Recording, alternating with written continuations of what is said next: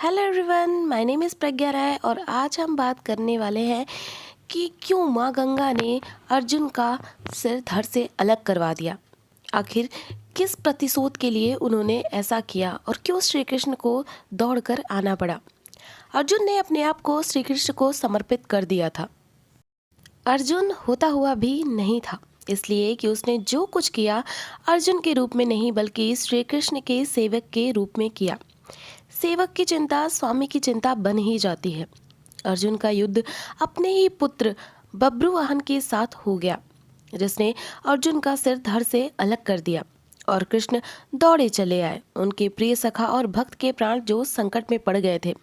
अश्वमेध यज्ञ का घोड़ा बब्रुवाहन ने पकड़ लिया था और घोड़े की देखभाल की जिम्मेदारी अर्जुन पर थी। बब्रुवाहन ने अपनी माँ चित्रांगदा को वचन दिया था कि मैं अर्जुन को युद्ध में परास्त करूंगा, क्योंकि अर्जुन चित्रांगदा से विवाह करने के बाद लौटकर नहीं आया था और इसी बीच चित्रांगदा ने बब्रुवाहन को जन्म दिया था।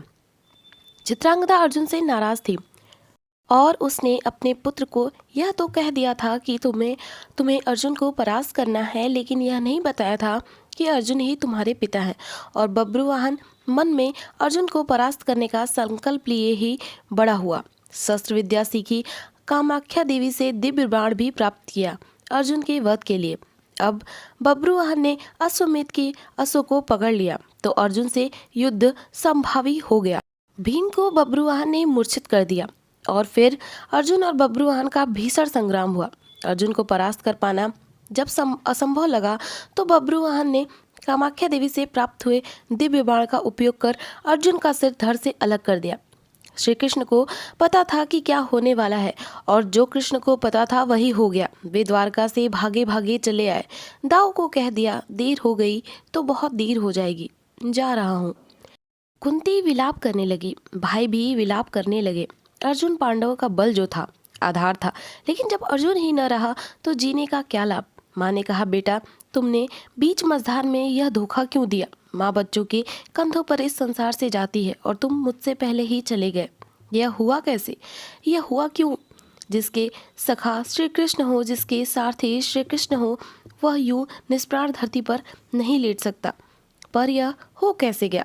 देवी गंगा आई, कुंती को कहा, रोने से क्या फायदा, अर्जुन को उसके कर्म का फल मिला है। जानती हो, अर्जुन ने मेरे पुत्र भीष्म का वध किया था धोखे से। वह तो अर्जुन को अपना पुत्र मानता था, पुत्र का ही प्यार देता था, लेकिन अर्जुन ने सिंखड़ी की आड़ लेकर मेरे पुत्र को बाणों की सैया पर सुला दिया था। क्यों, भीष्म ने तो अपने हथियार नीचे रख दिए थे। वह सिंखड़ी पर बाण नहीं चला सकता था, वह प्रतिज्ञाबद्ध था, लेकिन अर्जुन ने तब भी मेरे पुत्र की छाती को बाण से छलनी कर दिया।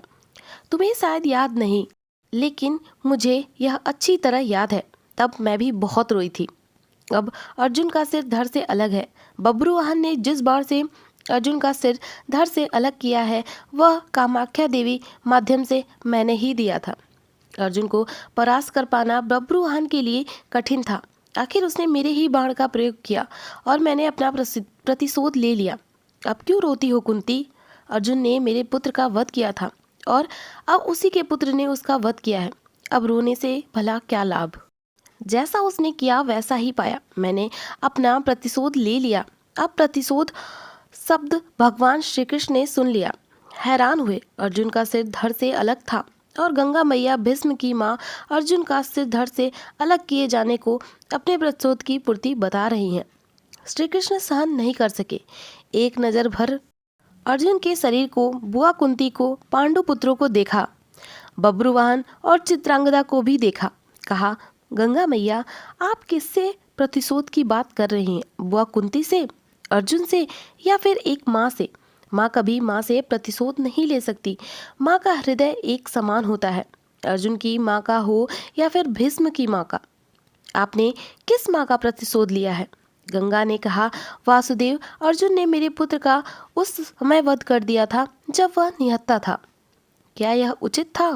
मैंने भी अर्जुन का वध कर दिया उसी के पुत्र से। क्या मैंने गलत किया। मेरा प्रतिशोध पूरा हुआ। यह एक माँ का प्रतिशोध है। श्री कृष्ण ने समझाया।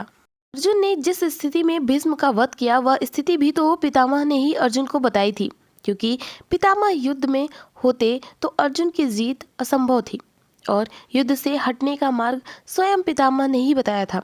लेकिन यहाँ तो स्थिति और है। अर्जुन ने तो बब्रुवाहन के प्रहारों को रोका ही नहीं, स्वयं प्रहार तो नहीं किया, उसे काटा तो नहीं। और यदि अर्जुन यह चाहता तो क्या ये हो नहीं सकता था? अर्जुन ने तो मान लिया और आपका मान बढ़ाया है। कामाख्या देवी द्वारा दिए गए आपके ही बाण का प्रतिशोध लेकर आपने पितामह का, अपने पुत्र का भी भला नहीं किया। गंगा दुविधा में पड़ गई। श्री कृष्ण के तर्कों का उसके पास जवाब नहीं था। पूछा, क्या करना चाहिए? जो होना था सो हो गया, आप ही मार्ग सुझाए। श्री कृष्ण ने कहा, आपकी प्रतिज्ञा तो पूरी हो गई, उपाय तो किया ही जा सकता है, कोई रास्ता हो तो बताइए। तो प्रतिज्ञा आपने की है वह पूरी हो गई। जो प्रतिज्ञा पूरी हो गई तो अब आप उसे वापस भी नहीं लिया जा सकता। यदि आप चाहें तो क्या नहीं हो सकता, कोई रास्ता तो निकाला ही जा सकता है। गंगा की समझ में बात आ गई और माँ गंगा ने अर्जुन का सिर धड़ से जोड़ने का मार्ग सुझा दिया। यह कृष्ण के तर्कों का कमाल था, जिस पर श्री कृष्ण की कृपा हो, जिसने अपने आप को श्री कृष्ण को सौंप रखा हो, अपनी चिंताएं सौंप दी हो, अपना जीवन सौंप दिया हो, अपना सर्वस्व सौंप दिया हो, उसकी रक्षा के लिए श्री कृष्ण बिना बुलाए चले आते हैं। द्वारका से चलने पर दाऊ ने कहा था, कान्हा अब अर्जुन और उसके पुत्र के बीच युद्ध है, कौरवों के साथ नहीं, फिर क्यों जा रहे हो? तो कृष्ण ने कहा था, दाऊ अर्जुन को पता नहीं है कि वह जिससे युद्ध कर रहा है वह उसका पुत्र है, इसलिए अनर्थ हो जाएगा और मैं अर्जुन को अकेला नहीं छोड़ सकता। भगवान और भक्त का नाता ही कुछ ऐसा होता है, दोनों में दूरी नहीं होती। और जब भक्त संकट के प्राण संकट में हो तो भगवान चुप नहीं बैठ सकते। अर्जुन का सारा भाव हो और कृष्ण दूर रहे, यह हो ही नहीं सकता। याद रखें, जिसे श्री कृष्ण मारना चाहे उसे कोई नहीं बचा सकता और जिसे वह बचाना चाहे उसे कोई नहीं मार सकता। अर्जुन और श्री कृष्ण हैं एक ही, नर और नारायण। तो देखा आपने कि अगर श्री कृष्ण चाहें तो किसी के भी प्राणों की रक्षा कर सकते हैं। तो कैसी लगी आपको ये आज की कथा? मिलेंगे अगली वीडियो में कुछ नई चीज़ों के साथ।